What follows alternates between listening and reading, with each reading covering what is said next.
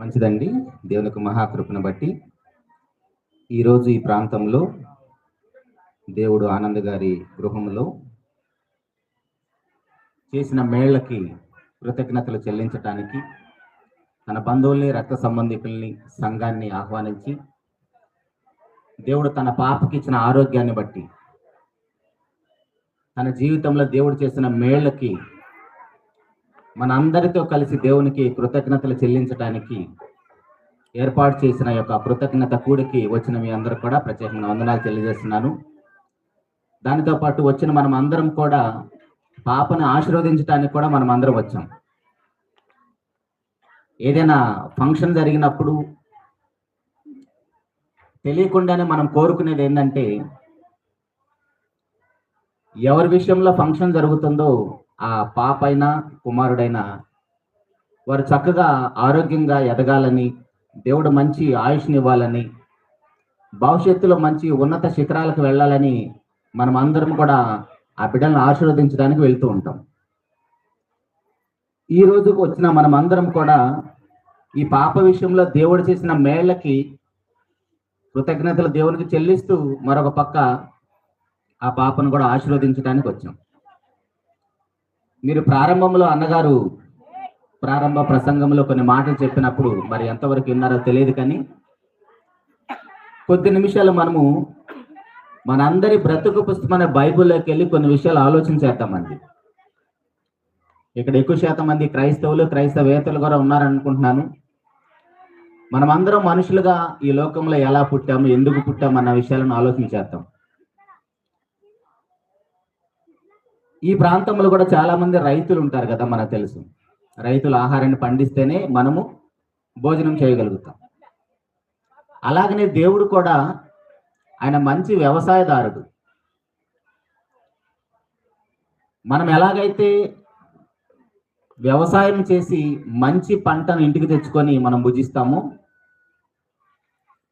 పనికిరాని తాళ్ళను ఎలాగైతే పొలంలో వదిలేసి వస్తామో, దేవుడు కూడా మనుషులనే పంటను భూమి మీద వేస్తున్నాడు.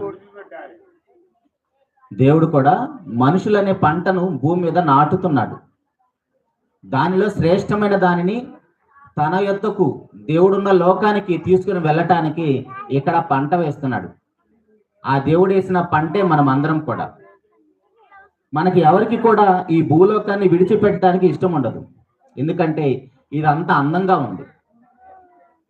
ఇంత అందమైన లోకాన్ని విడిచిపెట్టడానికి ఎవరికి ఇష్టం ఉండదు.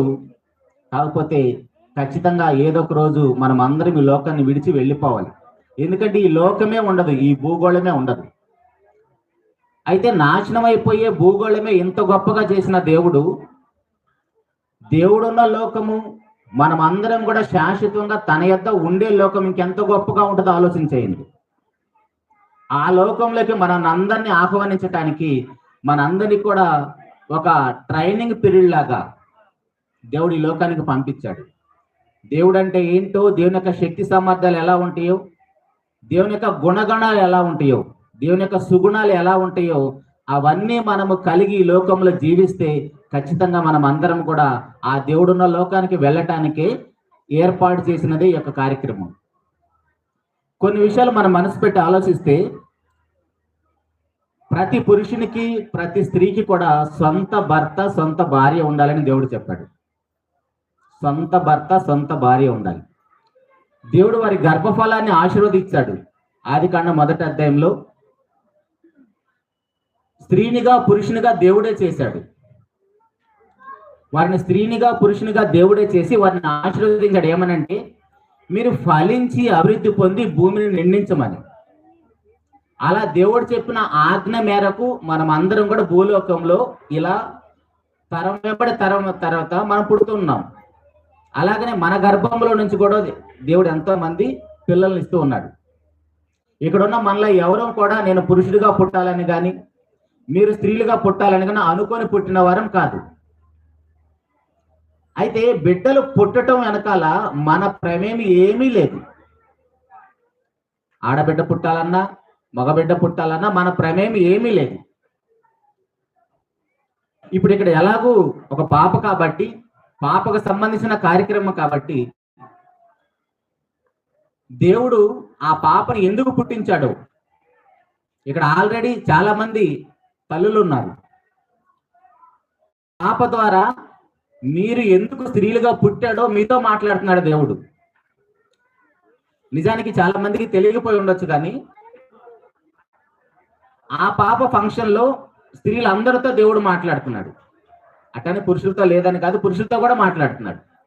పర్టికులర్ గా ఫంక్షన్ పాపకు సంబంధించింది కాబట్టి దేవుడు ఏ పంటనైతే వేయాలనుకుంటున్నాడు ఆ పంటకు సంబంధించిన గర్భాశయాన్ని తల్లి గర్భంలో, స్త్రీమూర్తి గర్భంలో పెట్టాడు.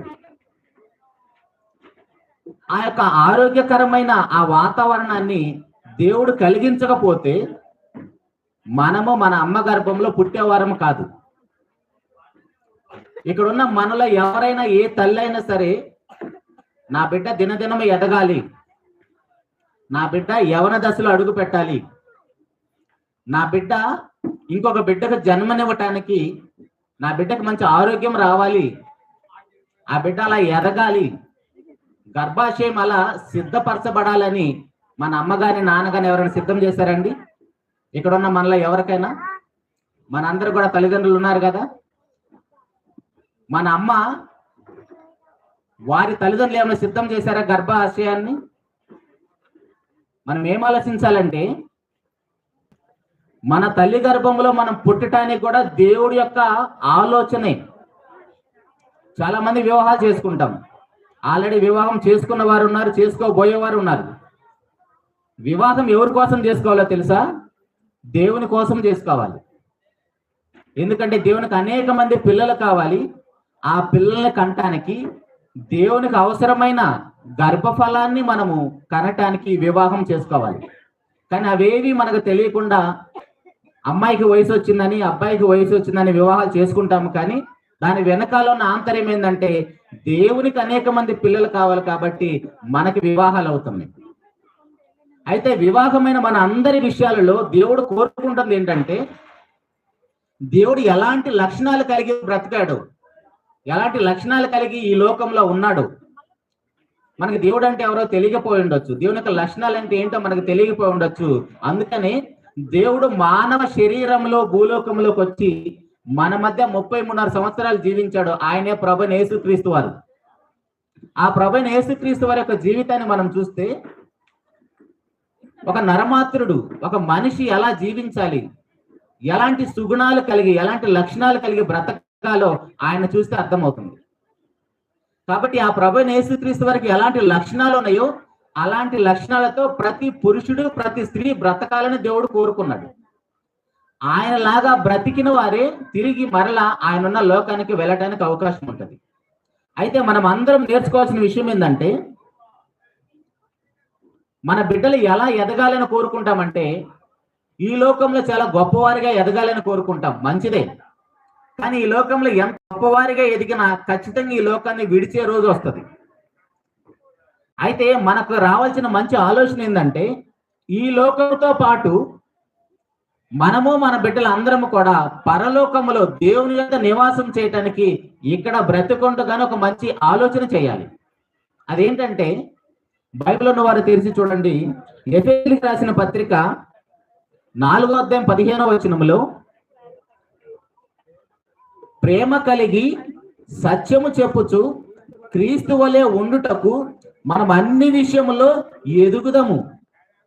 ఎలా ఎదగాలంటే, మనము ప్రేమ కలిగి సత్యము చెప్పుతూ క్రీస్తు వలె మనం అన్ని విషయాల్లో ఎదగాలి. ఇప్పుడు పాప ఎదిగింది, యవనములకు అడుగు పెట్టిందని మనం అందరం చాలా ఆనందపడుతున్నాం. మనకంటే ఆ బిడ్డన కన్నా తల్లిదండ్రులు చాలా ఆనందపడతారు. కానీ మనం ఏ విషయంలో ఆనందపడాలంటే, యవనములకు అడుగు పెట్టినందుకు కాదు ఆనందపడాల్సింది, ఆ యవ్వనము ద్వారా దేవుడు ఏమి కోరుకుంటున్నాడో దానిలోకి మనం అడుగు పెట్టినప్పుడు అప్పుడు మనం ఆనందపడాలి. ప్రేమ కలిగి సత్యము చెప్పుచు అన్ని విషయాల్లో క్రీస్తు వలె మనం ఎదగాలి. ఇప్పుడు క్రీస్తు వలె మనం ఎదగాలంటే క్రీస్తు గురించి మనకి ఎక్కడ చెప్తారు? అది దైవ సేవకులు చర్చిలో మాత్రమే చెప్తారు. కానీ ప్రతి క్రైస్తవుని చేతిలో బైబిల్ ఎందుకు పెట్టాడంటే, అది మన బ్రతుకు పుస్తకం. బైబిల్ అనేది మన బ్రతుకు పుస్తకం. మన పాఠ్య పుస్తకాలలో అన్ని చరిత్రలు ఉంటాయి, అన్ని జీవిత చరిత్రలు ఉంటాయి, కానీ మన జీవిత చరిత్రే ఉండదు. మానవుడు ఎక్కడ పుట్టాడు, ఎలా పుట్టాడు, ఎందుకు పుట్టాడు, చనిపోయిన తర్వాత ఎక్కడికి వెళ్తాడు అనేది మనం చదువుకున్న పాఠ్య పుస్తకాల్లో ఉన్నది ఎక్కడ ఉంటది? ఇదిగో మన చేతిలో ఉన్న బైబిల్లో మాత్రమే ఉంటది. కాబట్టి ప్రతిరోజు మనం బైబిల్ చదివితే మనం ఎందుకు పుట్టాం ఈ లోకంలో, తిరిగి ఎక్కడికి వెళ్తాం అన్న విషయాలు అర్థమవుతుంది. అయితే ప్రియ దేవుని సంగమా, ఆ దేవుడు ఏమంటున్నాడంటే యోహాను సువార్త 15వ అధ్యాయం 1వ వచనంలో ఆయన మంచి వ్యవసాయదారుడు కదా, ఆ మంచి వ్యవసాయదారుడు ఏమి కోరుకుంటున్నాడంటే, నేను నిజమైన ద్రాక్షావళిని, నా తండ్రి వ్యవసాయకుడు, నాలో ఫలింపని ప్రతి తీగను ఆయన తీసి పారవేయను, ఫలించు ప్రతి తీగను మరి ఎక్కువగా ఫలింపవలనని దానిలోని పనికిరాని తీగలను ఆయన తీసి పారేస్తాడంట. మనం ప్రారంభంలో విన్నాము, దేవుడు ఒక మంచి వ్యవసాయదారుడు. ఆ వ్యవసాయదారుడు పంటను వేస్తున్నాడు. ఏంటంటే ఆ పంట మనమే. ఇప్పుడు ఆ దేవుల్లో మనం ఎదిగామనుకోండి, దేవుడు ఎలాంటి లక్షణాలు కలిగి బ్రతికాడో అలా మనం ఎదిగితే ఖచ్చితంగా మన అందరికి కూడా మంచి భవిష్యత్తు ఉంటుంది, ఈ లోకంలోనూ పరలోకంలో కూడా. కానీ మనము ఆ దేవుణ్ణి పక్కన పెట్టేసి మన ఇష్టానుసారంగా మనము ఎదగాలని ఆలోచన చేస్తాం. కానీ మన జీవితంలో దేవుడు లేకుండా ఏ విషయంలో కూడా ఎదగలేము. ఏదో ఒక లోటు ఉంటూనే ఉంటుంది. అదే దేవుణ్ణి ముందు పెట్టుకొని దేవుని ద్వారా మనము అన్ని విషయాలు సాధించగలుగుతాం. ఇక్కడ మనం ఆలోచించాల్సిన విషయాలు ఏంటంటే, మనము మన కుటుంబ సభ్యులం అందరము కలిసి దేవుడు కోరుకున్న ఆ మంచి ఫలాలు ఏంటియో చూద్దాం. ఆ మంచి ఫలాలు ఏంటియో చూడాలంటే మనం అన్ని ధ్యానించలేము. కాబట్టి ఉన్న సమయంలో 10 గంటలకల్లా ముగించేస్తాను. కొంచెం వినబడుతున్న మాటలు జాగ్రత్తగా ఆలోచన చేసే ప్రయత్నం చేద్దామండి. ప్రభువైన యేసుక్రీస్తు వారు ఈ లోకంలో బ్రతికినంత కాలం ఎలాంటి లక్షణాలతో బ్రతికాడో అలాంటి లక్షణాలు కలిగి మనం బ్రతకాలంటే ఒకసారి ఆయన జీవితాన్నే చూడాలి. ఈ పాప యవనంలోకి అడుగు పెట్టింది కాబట్టి యవనానికి సంబంధించి దేవుడు ఏమి రాయించాడో మనం అందరం కూడా, ఇక్కడ ఉన్నవారు ఆల్మోస్ట్ అందరూ యవనస్తులే అనుకుంటున్నాను. మనం చదువుకున్న పాఠ్య పుస్తకాల్లో యవనం అంటే 13 సంవత్సరాల నుంచి 26 సంవత్సరాలు ఉన్నదాన్ని యవనం అంటారు. కానీ బైబిల్ ప్రకారం మనం ఆలోచన చేస్తే ఆ పీరియడ్ మాత్రమే యవనస్తులు కాదండి. యవనస్తులు అంటే ఎవరంటే వారు అనుకున్నది తినగలిగిన వారు, వారు ఏదైతే చేయాలనుకుంటున్నారో ఇంకొకరి మీద ఆధారపడకుండా చేయగలిగిన వారు, వారు వెళ్ళాలనుకున్న దగ్గరికి ఒకరి సహాయం లేకుండా వెళ్ళగలిగిన ప్రతి ఒక్కరు కూడా యవనస్తులే. మీకు 60 సంవత్సరాలు ఉండను కాక, మీకు 70 సంవత్సరాలు ఉన్నా సరే, మీరు అనుకున్నది తినగలిగిన, మీరు వెళ్ళాలనుకున్న దగ్గరికి ఒకరి ప్రమేయం లేకుండా ఒకరి సహాయం లేకుండా వెళ్ళగలిగితే వాళ్ళందరూ కూడా యవనస్తులే. అయితే అలాంటి వారు అందరి గురించి దేవుడు ఏం మాట్లాడుతున్నాడు ఒకసారి బైబిల్లోకి వెళ్ళి మనం ఆలోచించి ఇద్దాం. ప్రసంగి గ్రంథము 11వ అధ్యాయము, ప్రసంగి గ్రంథము 11వ అధ్యాయము 7వ వచనం నుంచి బైబిల్ ఉన్నవారు ఒకసారి తెరిచి చూడండి. వెలుగు మనోహరమైనది, సూర్యుని చూచుట కన్నులకు ఇంపుగానున్నది. ఒకడు చాలా సంవత్సరంలో బ్రతికిన ఎడల చీకటి గల దినములు అనేకములు వచ్చునని ఎరిగియుండి తాను బ్రతుకు దినములన్నీ సంతోషముగా ఉండవలెను, రాబోనుదంతయు వ్యర్థము.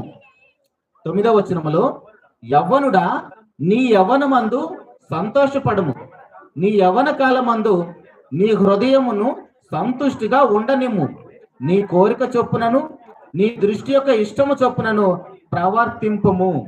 చాలు. ప్రియ దేవుని సంగమా, గమనించనండి, ఇక్కడ ప్రసంగి అయిన సొలొమోను గారు ఏం మాట్లాడుతున్నాడంటే మనందరితోటి వెలుగు మనోహరమైనది. వెలుగు అంటే ఉదయిస్తున్న సూర్యునితోటి ఎవరాని పోలుస్తూ మాట్లాడుతున్నాడు. మనందరికి వెలుగంటే ఇష్టమా, చీకటి అంటే ఇష్టం అంటే అందరికీ వెలుగంటేనే ఇష్టం. మనందరికీ వెలుగంటేనే ఇష్టం, యవ్వనం అంటేనే ఇష్టం. చీకటి అన్నా ముసలితనం అన్నా మనకి ఎవరికి ఇష్టం ఉండదు. త్వరగా ముసలి వాళ్ళం అయిపోతున్నామని ఏదో రంగులు వేసుకొని పాపం చాలా కష్టపడుతూ ఉంటారు స్త్రీలు పురుషులు కూడా. ఎంత దాగినా అది దాగేది కాదు, దాచిపెట్టినా కూడా. మనం అందరం కూడా వెలుగు సంబంధులుగా బ్రతకటానికే ఇష్టపడతాం. కానీ వద్దన్న ఏదో ఒక రోజు మనం అందరం కూడా చీకట్లోకి వెళ్ళిపోయే రోజులు వస్తాయి. దాని గురించి ఇక్కడ ప్రసంగి గారు ఏమంటున్నాడంటే 9వ వచనంలో, యవ్వనుడా నీ యవ్వన మందు సంతోషపడము. ఎంత లైసెన్స్ ఇస్తున్నాడో చూడండి. యవ్వనుడా నీ యవ్వన మందు సంతోషపడము, నీ యవ్వన కాలమందు నీ హృదయం సంతుష్టిగా ఉండనిము, నీ కోరిక చొప్పునను నీ దృష్టి యొక్క ఇష్టము చొప్పునను ప్రవర్తింపుము. ఎంత మంచి లైసెన్స్ ఇస్తున్నాడో చూడండి యవనస్తులకి దేవుడు. ఒకసారి మనం ఆలోచన చేస్తే ఈ మాటలు దేవుడు ఎవరితో మాట్లాడుతున్నాడంటే, ఎముకల్లో బాగా మూలిగి ఉన్న వారితోటి, జేబు నిండా డబ్బులున్న వారితోటి, ఒంటి నిండా పుష్కలంగా ఆరోగ్యం ఉన్న వారితో దేవుడు మాట్లాడుతున్నాడు. ఏమంటే, యవ్వనుడా నీ యవ్వన మందు సంతోషపడము, నీ హృదయం కోరుకున్నట్టుగా బ్రతుకు. ఎంత లైసెన్స్ ఇస్తున్నాడండి. అలా వదిలేస్తే ఆ జీవితం ఎలా ఉంటది? దాని కింద ఏమని చెప్తున్నాడు అంటే అదే దేవుడు, అయితే వీటన్నింటిని బట్టి దేవుడు నిన్ను తీర్పులోనికి తెచ్చునని జ్ఞాపకం ఉంచుకొనము. వీటన్నిటిని బట్టి పైనేమో 2-3 లైన్లలో దేవుడు మంచి లైసెన్స్ ఇచ్చేశాడు యవనస్తులందరికీ. యవనస్తులు అంటే ఈ 13 నుంచి 26 సంవత్సరాల వాళ్ళు మాత్రమే కాదు, ఆరోగ్యం బాగా ఉన్నవారు, చేతి నిండా డబ్బు ఉన్నవారు, ఒంటి నిండా ఆరోగ్యం ఉన్నవారితో దేవుడు మాట్లాడుతున్నాడు. యవ్వనుడా నీ యవ్వన మందు సంతోషిగా ఉండనిము, నీ హృదయం కోరుకున్నట్టుగా బ్రతుకు. అయితే వీటన్నింటిని బట్టి దేవుడు తీర్పులను తెస్తాడని జ్ఞాపకం ఉంచుకోమంటున్నాడు. వీటన్నింటిని బట్టి తీర్పులను తెస్తాడు. మనం ఉదయం నిద్ర లేచిన దగ్గర నుంచి ఎక్కడెక్కడ ఎలాంటి మీటింగ్స్ మాట్లాడతామో, మనం ఎన్ని పంచాయతీలు చేస్తామో, మనం ఎక్కడెక్కడ నడుస్తామో వాటన్నిటిని బట్టి, మనం ఎలాంటి చేష్టలు చేస్తామో వాటన్నిటిని బట్టి, ఎలాంటి చూపులు చూస్తామో వాటన్నిటిని బట్టి, ఎలాంటి కార్యక్రమాలు చేస్తామో వాటన్నిటిని బట్టి, అవతల వాళ్ళ మీద ఎలాంటి నిందలు మోపుతామో వాటన్నిటిని బట్టి, అవతల వాళ్ళని చెరపటానికి ఎక్కడెక్కడ తిరుగుతామో, అవతల వాళ్ళని పాడు చేయటానికి, అవతల వాళ్ళని దోచుకోవటానికి ఎక్కడెక్కడ తిరుగుతామో వాటన్నిటిని బట్టి. ఇక్కడ ఏం మాట్లాడలేదు. పైన ఏమంటున్నాడంటే, యవ్వనుడా నీ ఇష్టం వచ్చినట్లు బ్రతుకు, కానీ వాటన్నిటిని బట్టి దేవుడు తీర్పులోనికి తెస్తానంటున్నాడు. వీటన్నిటిని బట్టి ఎవరికి తెలియకుండా చీకట్లో మనం చేసే ప్రతి కార్యక్రమాన్ని బట్టి, యవనస్తులతో దేవుడు మాట్లాడుతున్న మాట. నీ సెల్ ఫోన్లో దొంగతనంగా నువ్వు చూస్తున్న వీడియోలను బట్టి, ఎవరు లేనప్పుడు టీవీలో నువ్వు చూస్తున్న వీడియోలను బట్టి, రహస్యంగా నువ్వు మాట్లాడుతున్న ఆ సెల్ ఫోన్లో మాటలను బట్టి, వీటన్నిటిని బట్టి దేవుడు తీర్పులోనికి తెస్తాడు అంటున్నాడు. ముందేమో లైసెన్స్ ఇచ్చినట్లుగా ఉంది, కానీ ప్రతి యవ్వన పురుషుడితోటి, ప్రతి యవ్వన స్త్రీతో దేవుడు ఏమంటున్నాడంటే వీటన్నింటిని బట్టి తీర్పులోనికి తీసుకొని వస్తాడు అంటున్నాడు. మనకి బాగా అర్థం అవటానికి కొంచెం జనరల్ గా మాట్లాడుకుంటే, ఏదైనా ఒక ఆట ఆడేటప్పుడు ఏ గీతలు లేవనుకోండి, కబడ్డీ మనందరూ తెలుసు కదా, కబడ్డీ ఆట ఆడేటప్పుడు మధ్యలో ఒక గీత గీసేసి బ్యాక్ సైడ్ ఏం గీత లేదనుకోండి, అవతల వాళ్ళు మనం అవుట్ చేసుకోగలుగుతామా?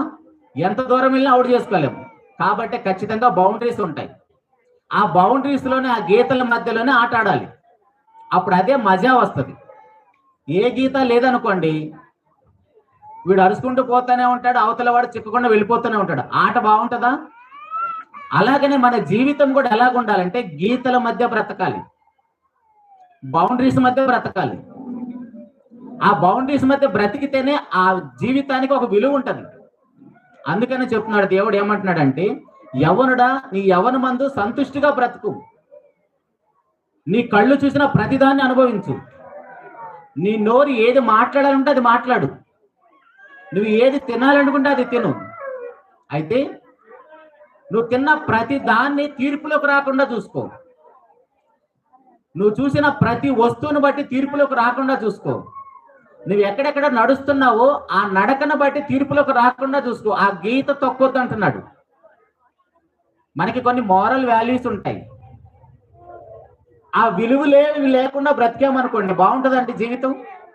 అందుకే సరిహద్దులు ఉండాలి. మనకి ఇంకా బాగా అర్థం అవటానికి, ఒక అర్ధరాత్రి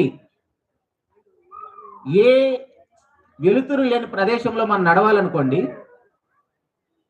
చీకట్లో మనం నడవగలుగుతామా? ఆ చీకట్లో నడవడానికి ప్రయత్నం చేసినా ఎక్కడ గుంత ఉంటుందో, ఎక్కడ మెట్టు ఉంటుందో, దేని తగిలి పడతామో, ఎంత ప్రమాదం జరుగుతుందో మన అందరికీ తెలుసు. ఆల్రెడీ మనం అందరం కూడా వెలుగులో బ్రతకడానికి అలవాటు పడ్డాం. ఒకసారి మన తాతలు, తండ్రులు, ముత్తాతల దగ్గరికి వెళ్తే వాళ్ళకి ఇలాంటి వెలుగు లేదు. వాళ్ళు ఆల్రెడీ చీకట్లో నడవడానికి అలవాటు పడ్డారు, కానీ మనం నడవలేము. ఇప్పుడు ఆ చీకట్లో మనం నడవాలంటే మనకి ఏం అవసరం అంటే టార్చ్ లైట్ అవసరం. ఇప్పుడు మన అందరి సెల్ ఫోన్లో టార్చ్ లైట్ కూడా అందుకే ఉంది. ఇప్పుడు ఆ టార్చ్ లైట్ వేసుకుని ఎలాగైతే మనం చీకట్లో నడుస్తామో, మన జీవిత యొక్క ప్రయాణంలో మనము కూడా ఈ తీర్పు అనే టార్చ్ లైట్ పట్టుకొని నడవాలి.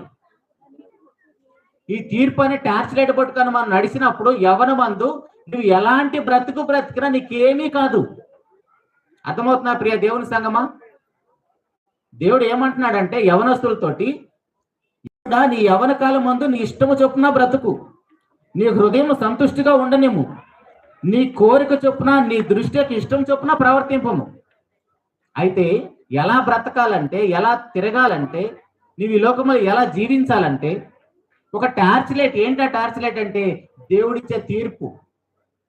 కొన్ని గీతలు గీసుకో, ఆ గీతల మధ్యలోనే నీ జీవితం ఉండాలి. ఈ గీతలు లేకుండా నువ్వు బ్రతికామనుకోండి, ఆ జీవితానికి అర్థం ఉండదు. అయితే యవనస్తులు ఇలా బ్రతకాలంటే తల్లిదండ్రులుగా మన బాధ్యత ఏంటి? ఇప్పుడు మనకే ఆ తీర్పు అనే టార్చ్ లైట్ లేదండి. తల్లిదండ్రులుగా మనకే దేవుడు ఒక తీర్పులోకి తీసుకొని వస్తాడు.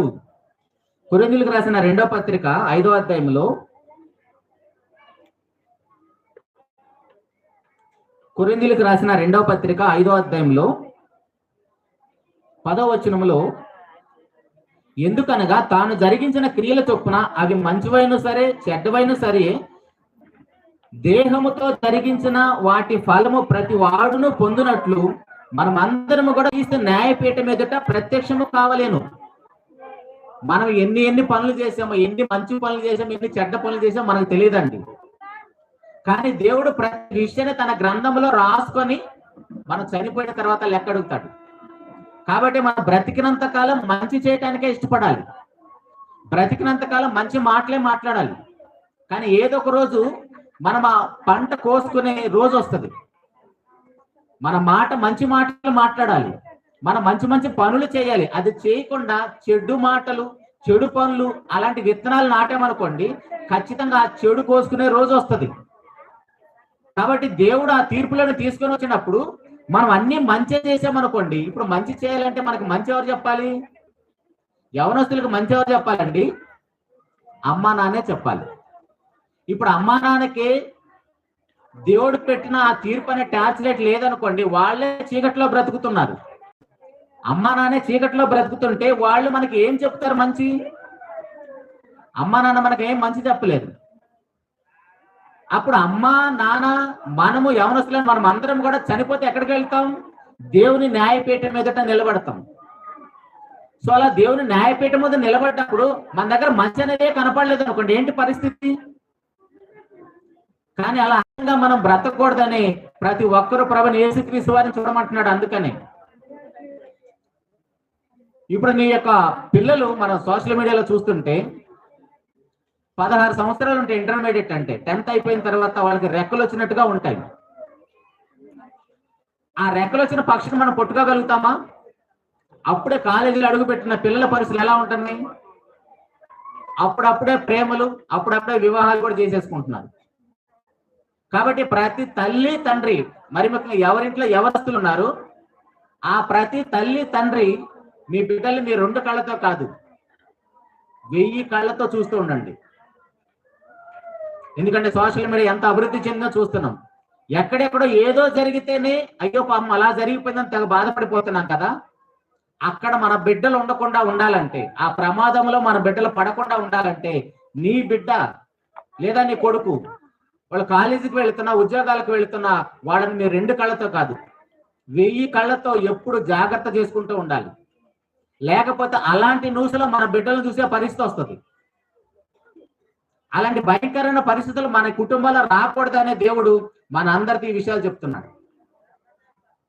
ఎందుకంటే యవనములకు అడుగు పెట్టిన తర్వాత వాళ్ళ శరీరంలో జరుగుతున్న మార్పులను బట్టి తల్లిదండ్రులు ఏది మాట్లాడినా తప్పైపోతుంది. తల్లిదండ్రులు మనము మన పిల్లలకు ఫ్రెండ్స్ గా ఉంటామండి. పేరెంట్స్ గా మనం ఏది మాట్లాడినా మన పిల్లలకు నచ్చటం లేదు. కారణం ఏంటంటే మన ఆలోచన విధానం వేరుగా ఉంటుంది, మనకున్న అనుభవ జ్ఞానం వేరుగా ఉంటుంది. బిడ్డల్ని ఎలాగైనా సరి చేయడానికి వాళ్ళకి అన్ని మంచి విషయాలు చెప్తుంటే వాళ్ళకి అప్పుడే, ఇందాక అన్నగారు చెప్పారు, అప్పుడే వారికి వయసు వస్తుంది, వారికి శరీరంలో అభివృద్ధి జరుగుతుంది, వారి జ్ఞానేంద్రియాలు అభివృద్ధి చెందటం వలన వారు మంచి చెడు వివేచించే జ్ఞానంలోకి అడుగు పెడతారు. అప్పుడు తల్లిదండ్రులుగా మనం చెబుతున్న మాటలు ఎలా ఉంటాయంటే వాళ్ళకి, ముసలికి ఎంత చెప్పినా అర్థం కాదు, వీళ్ళకి అప్డేట్ అవ్వరు అని. ఎవరు ఫ్రెండ్స్ అవుతారు వాళ్ళకి? ఈ యవనస్తులు వీరి ఆలోచనకు తగ్గట్టుగా వీరు చేసిన ప్రతి చెడు పనికి ఎవరైతే సపోర్ట్ చేస్తారో వాళ్ళు ఫ్రెండ్స్ అవుతారు. ఎందుకంటే వాళ్ళు కూడా యవనస్తులే కదా.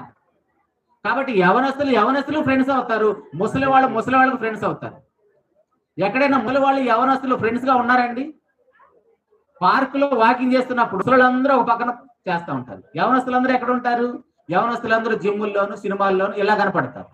ఎందుకు? వీళ్ళందరూ కలిసి ప్రయాణం చేయలేకపోతున్నారంటే ఆలోచన విధానం వేరుగా ఉంది. కాబట్టి ఇలాంటి పరిస్థితుల్లో మన బిడ్డల్ని ఎంత జాగ్రత్తగా చూసుకోవాలో చూడండి. యవనంలోకి దేవుడు అడుగు పెట్టించి మనల్ని వారికి గార్డెన్స్ గా పెట్టాడు. పిల్లల్ని దేవుడు మనకు ఊరికే ఇవ్వలేదండి. మన వివాహం ద్వారా దేవుడు ఆ పంటని ఇస్తాడు. రైతు ఎలాగైతే పంటను విత్తిన తర్వాత పొలానికి కాపలా కాస్తాడో, పక్షులు వచ్చి విత్తనాలు ఎత్తుకొని పోకుండా, పంట ఎదిగిన తర్వాత పశువులు వచ్చి పంట తినేయకుండా ఎలాగైతే రక్షిస్తాడో, అలాగనే దేవుడు మనకిచ్చిన గర్భఫలాలు కూడా మనం అలాగనే కాపాడితేనే మనము తల్లిదండ్రులుగా మన దేవుడు మనం చేసినందుకు దానికి సార్థకత ఉంటుంది. అలా కాకుండా యవనస్తులైన బిడ్డలు నా మాట వినటం లేదని మన బిడ్డలను గాలికి వదిలేస్తే ఖచ్చితంగా దేవుడు అడిగే రోజు వస్తుంది మనల్ని అందరినీ. ఎందుకంటే నాకు కూడా యవనస్తులైన బిడ్డలు ఉన్నారు, మీ అందరి కుటుంబాల్లో కూడా యవనస్తులైన బిడ్డలు ఉన్నారు. మరి వాళ్ళతో మనం ఎప్పుడైనా స్నేహంగా మాట్లాడుతున్నామా? వాళ్ళని అలా వదిలేసామంటే మనకు దొరకరు. మనము చెప్పిన బట్టల పిల్లలు కొంటున్నారండి. మనం చేపిస్తున్న క్రాఫ్, మగపిల్లలు క్రాఫ్ చేయించుకుంటున్నారా?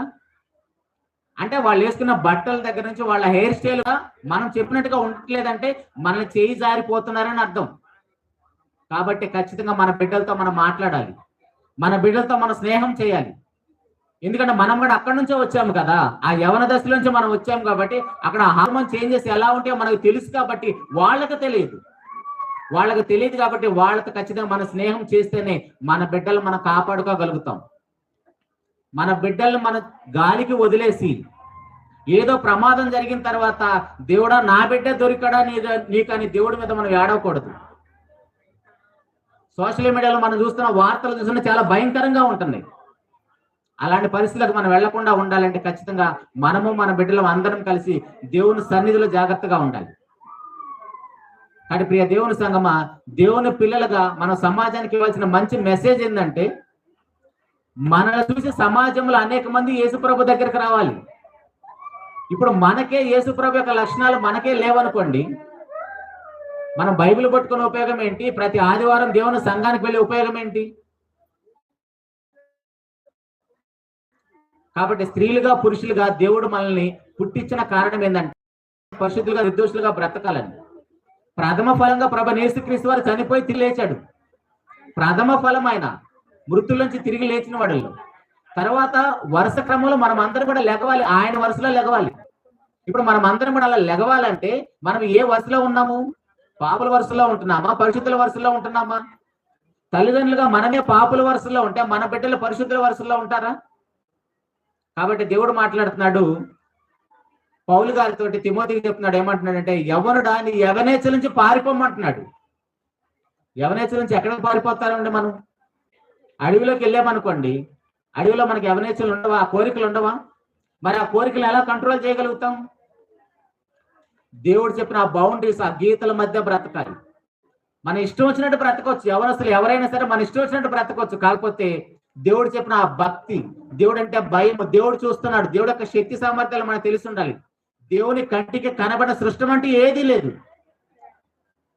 పేరెంట్స్ గా మనం ఉన్నప్పుడు మన పిల్లలు ఒకలాగా ఉంటారు. మన పిల్లలు మన పక్కన కూర్చొని ఫోన్ మాట్లాడతారండి?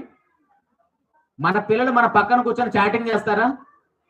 కానీ భర్తగా నువ్వు నీ పిల్లలకు గద్దించాలంటే, భారీగా నువ్వు నీ పిల్లల్ని గద్దించాలంటే ఎప్పుడు గద్దించాలి? ఎలా గద్దించగలుగుతాం? మనం ఏ తప్పు చేయకుండా ఉంటేనే. ఒకవేళ మన జీవితంలో ఏదైనా తప్పులు కనపడ్డాయనుకోండి, మన బిడ్డలు మన మాట వింటారా?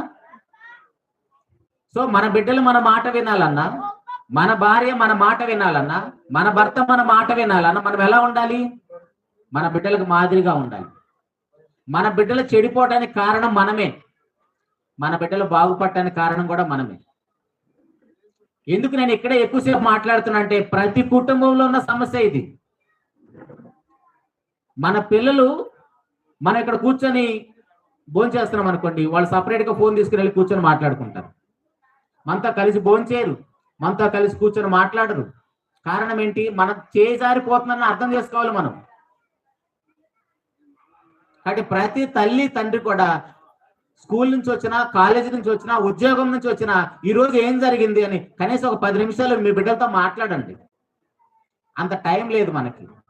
ఎందుకంటే ప్రతి ఒక్కరి చేతిలో సెల్ ఫోన్ ఉంది. ఆ సెల్ ఫోన్తోనే మన జీవితం అంతా అయిపోతుంది. ఆఫీస్ నుంచి వచ్చినా లేదా పని నుంచి వచ్చిన పురుషుడితో కూడా ఏ భార్య మాట్లాడటానికి టైం లేదు. అదే భర్త కూడా భార్యతో మాట్లాడటానికి టైం లేదు. కుటుంబంలో నలుగురు ఉంటే కూర్చొని ఒక 10 నిమిషాలు మాట్లాడుకుంటామండి. మరి కుటుంబంలో ఉన్న మనమే నలుగురు మాట్లాడుకోకపోతే ఒకరి సమస్య ఒకరికి ఎలా తెలుస్తుంది? వారు ఏ సమస్యలో ఉన్నారు, వారికి ఉన్న ప్రాబ్లం ఏంటో మనతో షేర్ చేసుకోలేరు. కాబట్టి బయట వాళ్ళతో షేర్ చేసుకుంటారు. మంచి సలహాలు ఇస్తారా? భర్తకి మంచి సలహాలు ఎవరు, భార్యకి మంచి సలహాలు ఎవరు? అసలు యవనస్తులకి మంచి సలహాలే ఉండవు, మంచి ఫ్రెండ్షిప్ ఉండవు. కాబట్టి అందరూ కలిసి పాతాళానికి వెళ్ళిపోయే ప్రమాదం ఉంటుంది. కాబట్టి ప్రియ దేవుని సంఘం ముగించేస్తాను. దేవుని పిల్లగా మనం ఎలా ఉండాలో ఒక మాట చూసుకొని ముగించుకుందాం. ఇందాక మనం చదువుకున్న ప్రసంగి గ్రంథము 11వ అధ్యాయము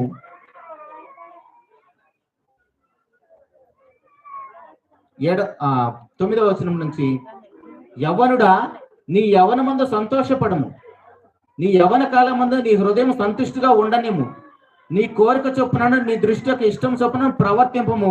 అయితే వీటన్నింటిని బట్టి దేవుడు నిన్ను తీర్పులను తెచ్చునని జ్ఞాపకం ఉంచుకొనుము. లేత వయసును నడిప్రాయంలో గతించిపోను గనుక నీ హృదయంలోని వ్యాకులము తొలగించుకొనుము, నీ దేహమును చెరుపు దాన్ని తొలగించుకొనుము. ఇప్పుడు మన దేహంలో జరిగేదాన్ని తొలగించుకోవాలంటే మందేంటిది? మన శరీరంలో జరుగుతున్న ఆ యవనేచ్ఛ నుంచి మనం పారిపోవాలంటే మందేంటిది? ఒకప్పుడు ఆదికాండము 19వ అధ్యాయంలో యేసోపు గారు మాట్లాడుతున్న మాట, తన యజమాని భార్య తనతోటి ఉండమన్నప్పుడు ఇంత ఘోరమైన దుష్కార్యం చేసి నేను ఎందుకు దేవునికి దోషిలాగా దొరకాలని ఆ దుష్కారమైన పాపం నేను చేయను అంటాడు. ఆయన ఎలా చెప్పగలిగాడు ఆ మాట అంటే, తన హృదయం నిండా వాక్యం ఉంది. 119వ కీర్తన 11వ వచనములో,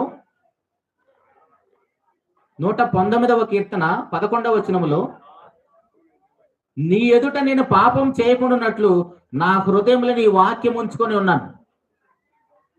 మన బిడ్డలకి, యవనస్తులైన బిడ్డలకి, వాళ్ళు బయటికి వెళ్తున్నప్పుడు పాపంలో పడిపోకుండా, అపవాదికి దొరకకుండా ఉండాలంటే మనము సెక్యూరిటీ ఇవ్వలేము. మరి సెక్యూరిటీ ఏంటి మన బిడ్డలకి? ఒకే ఒకటండి, హృదయం నిండా వాక్యాన్ని నింపాలి. హృదయం నిండా వాక్యాన్ని నింపితే మన బిడ్డలు ఖచ్చితంగా ఏ ప్రమాదంలో పడిపోరు. ఎలాంటి రంగుల ప్రపంచంలో ఎలాంటి ఆశలు చూపించిన వారు అపవాది యొక్క ఉచ్చులో పడిపోరు. అలా ఉచ్చులో పడిపోకుండా ఉండాలంటే మన బిడ్డల అందరి హృదయాల్లో వాక్యాన్ని నింపాలి. ఆ వాక్యమే వాళ్ళకి భద్రతనిస్తుంది, ఆ వాక్యమే వాళ్ళకి కాపాడుతుంది. తల్లిగా తండ్రిగా మన బిడ్డల వెంట మనం ఎప్పుడూ ఉండలేము.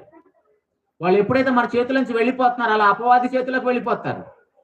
అలా అపవాది చేతులకు మన బిడ్డలు వెళ్ళిపోకుండా ఉండాలంటే మన బిడ్డల హృదయాల్లో వాక్యాన్ని నింపాలి. ఎలా నింపుతాం మనం?